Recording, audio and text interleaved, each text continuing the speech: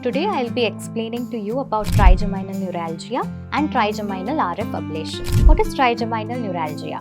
So it is a shock-like lancinating pain that many patients experience on the face due to some compression of the nerve by the blood vessel in the brain, or sometimes it can be pure idiopathic irritation without any cause.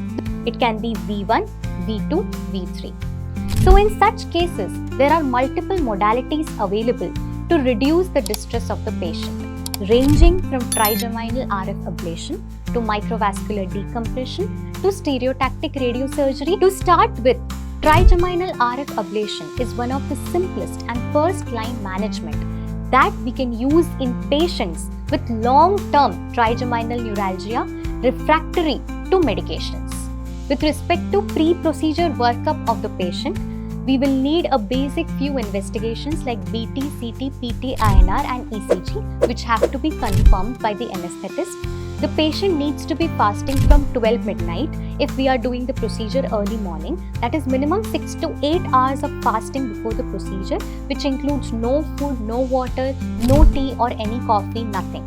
The patient has to take the regular hypertensive or thyroid medication with sip of water early morning. First, most prerequisite is not to be on any blood thinner medications like Ecosprin, Clopidogrel and many other blood thinner medications which you have to confirm with the doctor before proceeding for the procedure. These blood thinner medications need to be stopped minimum 5 days prior to procedure. For the male patients, beard shave is compulsorily needed, which you can get it done before you visit the hospital for the procedure. Once the preparation is done, we'll be shifting inside the patient and making the patient lie on the back. You have to be relaxed, not to move.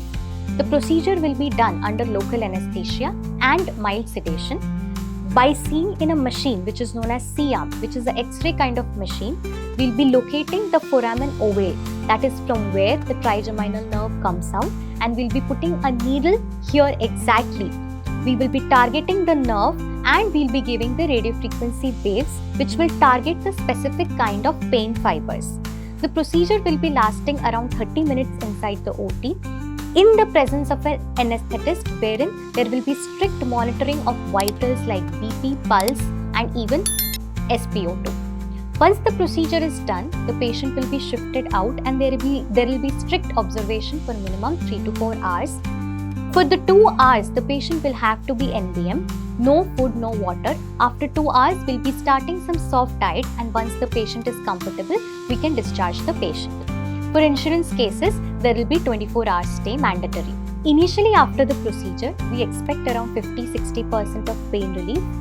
The pain will reduce slowly. Initially, if the patient is having shock-like sensations, say 10 in number, it will come down slowly over a period of 15 days. Sometimes residual shock-like sensations might come and the patient doesn't have to panic with respect to that. Also, after the procedure, we will feel some numbness on the side of the face where the procedure has been done. There can be numbness on the lip and on the cheek also. Post-procedure, we'll be putting some bandages through where the needle has been placed, and the next day, the patients can remove the bandages and take a shower. For the next 15 days, the patient has to take care with respect to avoiding any sort of triggers like cold, AC, wind, cold air, sleeplessness, and also not to chew from the side of the procedure, since there will be some sort of muscle weakness post-procedure which will be transient. Have only soft food in that case. 90 to 99% we do not face any complications in the procedure, but any surgery, any procedure, 1% chances of risks are always there. Like, first, development of some bleeding at the site of needle placement, some hematoma at the site of needle placement which can be managed by medications and cold compresses. Second, the patient will be given mild sedation during the procedure. Very rarely, the patient might need oxygen support because of that.